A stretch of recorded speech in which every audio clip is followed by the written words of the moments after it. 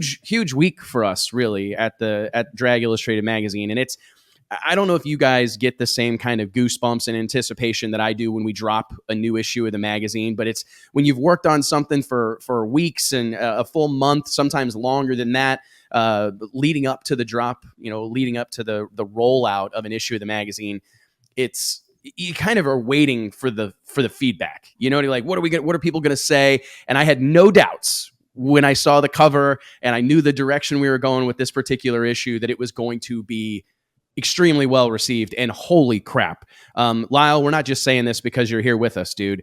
Mike, I'll throw it to you real quick. I mean, don't you agree? It's been a minute since we've had this kind of reaction to a cover unveil. I mean, I honestly can't remember the last time people got excited about Leah and Tony, but it was still much different than this, you know? Yeah, I mean, fantastic photography on almost all of our covers these days, thanks to the wealth of photographers that we work with. But this shot that we saw of Lyle, I really think, I mean, we said we got to put this guy on the cover when we got this photo. I mean, I really don't think that he had any other deserving reasons to be on the cover, but this photo is awesome. No, I'm kidding. I think that we see kind of the crossing of an awesome photo, an awesome story with Lyle's own story, and his time is now. That's what we put on the cover. And his triumphant return and wins in NHRA Pro Mod this year kind of pushed that to the forefront. So a great story that we're happy to cement forever in print on the pages of Drag Illustrated. Lyle, do you feel that? I mean, honestly, because it's not like you're new to drag racing, right? I mean, you've been doing this for a minute, but it really does feel like 2021 was something of a coming out party for you. Do you agree with that? And I don't mean to discredit or shortchange any of the accomplishments that came before that, right? We know you've had a lot of success, but it really does feel like the last calendar year, the last 365 days. You were everywhere. You were everywhere. We talked about you. You were more of a central figure in the sport of drag racing than you've ever been. Yeah, I mean, the best way I could explain it is it's like if you're climbing a mountain and there's a blanket of clouds that cover all but the top 100 feet, right? And we always hovered right around that bottom, just under the clouds for a little while, and then I had the chance to join Elite Motorsports, break out into the Pro Mod ranks, had a pretty rough year. And then it took until the end of the season, but I broke through that cloud layer and made my way up top, and that's really the way it's felt all year long. It's like I was climbing a hill that I just was never going to reach the top of ever. We struggled. We were doing the best we could as a team. I was doing the best I could in the seat, and we just didn't quite have it together, and then it's easy to say it now, but I really wish we would have started at the Gators last year in the turbo car. Right. But when Jim, Jake, and Clint offered it to me, it just kind of all seemed at that point to me to make sense. Right. Obviously I'm a huge turbo fan. It's really, now it is all that I drive with the exception of some grudge stuff, but yeah, I said it when I made my post the other day that I've literally dreamed my entire career of what just happened this week. Literally, I mean, I've always wanted that. Anybody that, like I said in my post, anybody that sat their ass in the seat of a drag car has dreamed of that moment. And I sent you a picture when you sent me the picture of the cover, and that was real.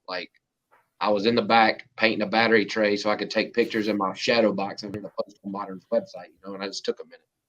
But it's big time, and I've texted you all, and I'm gonna thank you from now until one day when I hang it up, and y'all probably dead and gone by then. But it's just a big deal, man.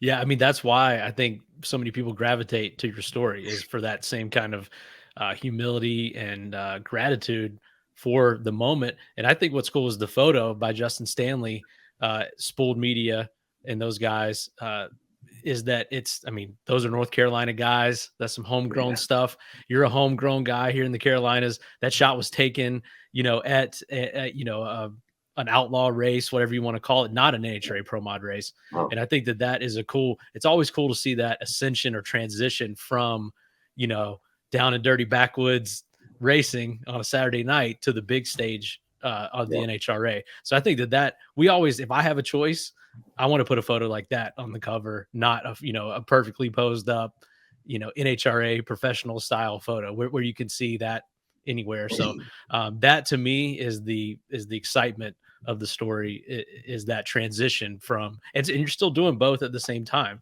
which is another rare thing that we don't see very often. So I mean, that photo was taken right dead in the middle of the NHRA season last year. Right? Yeah. Hey, JT, check out this replay in the background right here. Oh, is that what? Oh, that's the moment, is it not? That's might it. be the moment. Oh, it is. There we go. I'm not even playing. What impeccable timing. And then T. in the photo know, too, right? it's got all these people gathered around it and taking photos, cheering. I mean, to me, that was there, one of the coolest this parts one of it, photo, too. this photo here, the lady, I don't know who that is on the right hand there, but like Look at that. her staring at you, like, and your dad is over here to the left, and everybody, and Pete Harrell is over there to the left behind the dude in the hat, and the kid like and his dad. Yeah, the kid and his dad, and the way everyone's looking at you, I think really, like, even the people in the background, well in the back, everyone's eyes are on you, and it creates this moment. It felt like there was a moment captured in time here that it almost seemed imperative that that's the photo we used on the cover, because I'll say we had significant internal debate. I think sometimes people like to hear these behind the scenes stories. Yeah, we had a couple other. We had a significant debate take place behind the scenes here, because there was some differing opinions on what needed to go on the cover, because we also had this shot from Rick Belden that we ended up using in the body of the story that Mike used in the second spread in the magazine, which is a fantastic photo, perfectly lit, well composed, all these things, the cars in the background. I mean, it's at ZMAX. It's a posed up, drag illustrated, cover worthy photo, but it's not like a technical thing. It's just that there's something caught here. There is a moment in time that is caught here. A lot of emotion. A lot of emotion and human, that I felt human super strongly gravity or whatever. Like I said, I would have been happy if you'd had a picture of me on the cover sitting on the toilet. Like it wouldn't matter. But I do like, part of that photo is it shows where I come from. Like that's at one of the most nostalgic racetracks in the Carolinas, period. If you've never been, make the trip to Shady Side Dragway and just experience what goes on there. Like the pits are terraced, right? And the racetracks in the bottom, they actually put scoreboards up, which is cool, but I'm going to miss the cable that hung across these homemade boards with light bulbs in them, to display the times. Like it was just cool. And after that run, and the only place I haven't been able to do it is at Street Outlaws at No Prep Kings. I go to the top end of the racetrack. That was I'm standing on the intake of Beer Money in that photo. You can't see it, but for those of you that don't know. And I go to the top end, turn around. I never even get out, leave the shootout and drive right back down the racetrack. And I pulled just beyond the Christmas tree, right on the starting line is where that was taken, and that was, like I said, right in the middle of the Pro Mod season last year. I think Carolina Cash Days was in, sometime midsummer, somewhere in there. I know it had been hot as shit that day, but I think that adds to it too, because you can almost see the sweat and like the long day on the face of everyone there. Yeah. You know what I mean? You can, again, there's people saying it in the comments. Rachel Crane, best photo of the year, a real raw moment. I agree, man. I mean, that just anytime we have the opportunity to really celebrate a moment in time, I'm a big fan of it. It's no secret that a lot of the inspiration for Drag Illustrated 15, 16 years ago when we were getting this whole project started was Rolling Stone. And when I saw that photo of you on the top of Beer Money, I immediately thought of like, I can't remember when it was, but it was like at the height of Bruce Springsteen's stardom. He was on the cover of Rolling Stone, and it was this really unusual. Rolling Stone, part of their song and dance has always been these extremely high-level photography, very thought-out, composed cover photos, either against white or something that's very purposed or purposefully done. But this Bruce Springsteen cover, if I can find it here real quick, I'll throw it up. It was him on concert or on stage at a concert, and it was so different than anything I'd ever seen on the cover of Rolling Stone. And as soon as I saw the photo of you on top of Beer Money, I go, oh, this is our Bruce Springsteen live on stage moment. And it really has turned out well. I can't wait. We should have the advanced copies, I think, here in the next couple of days, probably right next week or something like that. Yeah, I think so. Yeah. I actually did find it here. Let me pull this up. You guys, I think, will appreciate what I was going for here. Bum, bum, bum. I love that technology allows us to do this craziness, right? That I can just be like, hey, check out this picture that I just put on my computer here. As long as you don't pull up the wrong one. Yeah, I know. Yeah. Me too. All right, so check this out. This was, and tell me if you can feel it. Like, I like talking about inspiration and stuff, but this was one of my favorite covers of Rolling That's Stone. actually not too long ago. That's not that long ago. Yeah. That's probably like 10 years ago or so. Yeah. You know, and this was actually, there was two examples that I was kind of leaning on here, but that was the one that I found first. There was another one when he was a little bit earlier. It was a little earlier in his career that kind of smacks of this. My God, he's been on the cover of Rolling Stone a lot. Yeah, he's one of their favorites. Yeah, he's him and Bob Dylan. Yeah, those two. They go back to the well a lot on that. I remember I think the first time we ever had someone on the cover twice was Shannon Jenkins. He was on the cover of the very first issue of Drag Illustrated, and he was on the cover whenever he debuted his new super lightweight car, kind of at the height of the super lightweight pro mod craze.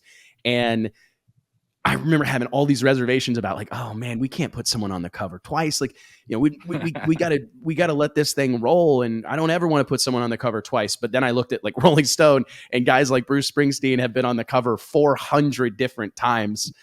So then I felt a little bit better about it. Here's the other one I was thinking. If they deserve it though, you know. Well, and I think it's when you're having to fight the battle of being timely too, you know, because that was the thing that Mike, you know, was whenever we just started talking about the reason we put you on the cover, the timing of it, because not only do you have an incredible story to tell, right? Not only have you done a lot in racing or whatever, but it's very newsworthy. You win 2 races at the end of the 2021 season, damn near back to back. I mean, it was a very newsworthy, timely story as well. So I don't know. I feel really good about it. Here's the other one I was thinking of. This one was back in 1984, but it still has some of that energy of being a non-posed up photo. You didn't see a lot of that on the cover of Rolling Stone. You know what I mean? It was always something that was really thought out, Paul McCartney and Yoko Ono or whatever. And this, I don't know, I feel like we kind of we hit it. We hit it a lot. I feel good about the stuff we put on the cover of the magazine, but man. When Josh Hackett called me to interview me for the cover and he told me that, I'm like, damn, nobody shot no photo, you know, and I immediately thought of the issue that Keith Berry was on the cover of, and he has his sword and his fingers are covered in rings, and he's got his hat on, and you know, sitting in front of his car, and I'm like, well, damn, I wonder what they'll use, you know. But I agree, like that was one of my favorite photos from last year that Justin got, you know. I thought so. I agree. Really happy. Yeah, it's one of those we get photos that come across our desk, and we kind of, you know, we know that this is something special, and we kind of put it away, hoping that something comes up. I think we saw that photo back during the summer, right?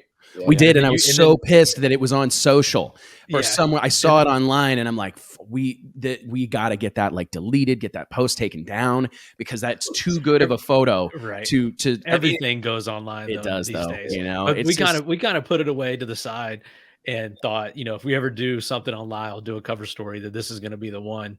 And then, you know, you go out and have the end of the year like you did. So it's like, break that bad boy out. We're going to use it. We're going to use it. Now. Yeah, it was fantastic, man. It really was.